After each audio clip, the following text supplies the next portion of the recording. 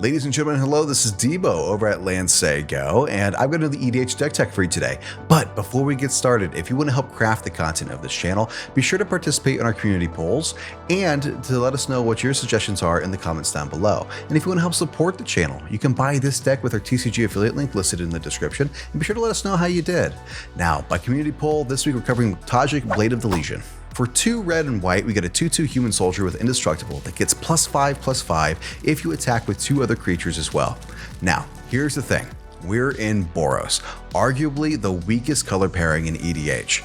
So how can we make Boros competitive, especially on a $100 budget? Well, we destroy everything, and I mean everything. We hold nothing back. We run a ton of board destruction in this deck. 2 to 3 mana wipes like Fight to the Death, Vanquish the Horde, Citywide Bust, and Blasphemous Act. 4 mana wipes like Day of Judgment, Shatter the Sky, and Dusk Dawn.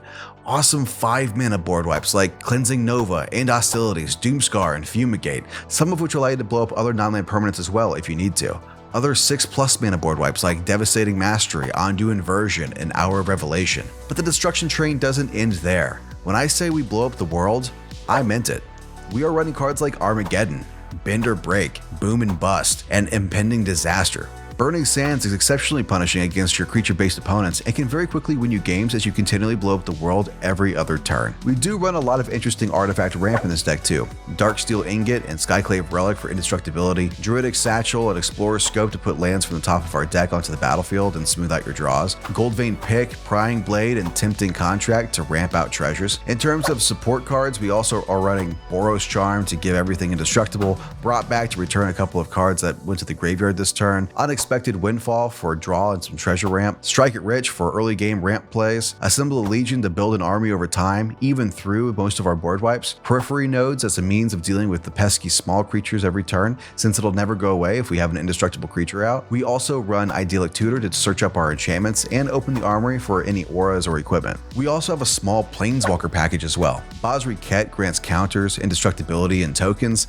and his ultimate can win you the game with your indestructible creatures getting larger over time. Gideon Blackblade and Gideon of the Trials become indestructible creatures themselves while also providing other utility. And Luca, Coppercoat Outcast, lets you dig for more creatures if you need it, but his best ability is the -2 that lets you transmogrify, which we're also running, a creature for another. And with all of our token generators, it's a great way to cheat out giant creatures into play. For creatures, we do run a few that actually die, but provide some utility. Captain Lannery Storm, Wild Goblin, and Impulsive Pilferer ramps us treasures. Flamewake Phoenix and Lightning Phoenix are recurable creatures. Magnus of the Disc is another creature that is also a board wipe on a stick, of which we can make indestructible with cards like Gideon.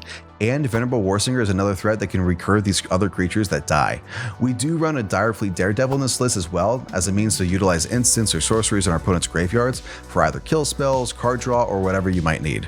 We also have a board wipe on a creature and Bearer of the Heavens, and when he dies, you destroy all permanents at the next end step. Just brutal in this list. That said, we pretty much run every indestructible creature within our budget. Adanta Vanguard, Brash Taunter, Hazoret the Fervent, and Oketra the True. Cards like Seasoned Hollowblade, Seraph of the Suns, Sitalpa Primal Dawn, and Meotian of Cleansing Fire, and Meotian of Infinite Rage. We also have some conditional indestructible angels as well, with Angelic Overseer and Deathless Angel, both of which fit great in this deck. We do also have a little bit of card draw as well. We run Emberwild Captain, Palace Jailer, and Court of Grace, all of which grant Monarch. And with so few creatures left in our opponent's battlefields, we will likely stay the Monarch most of the game. And before we touch on our mana base, we do have 2 cards that I want to directly call out.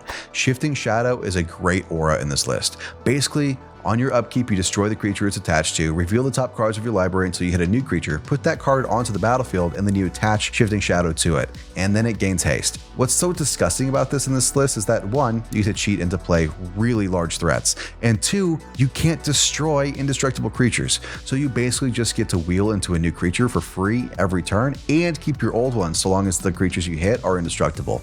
And lastly, World Slayer.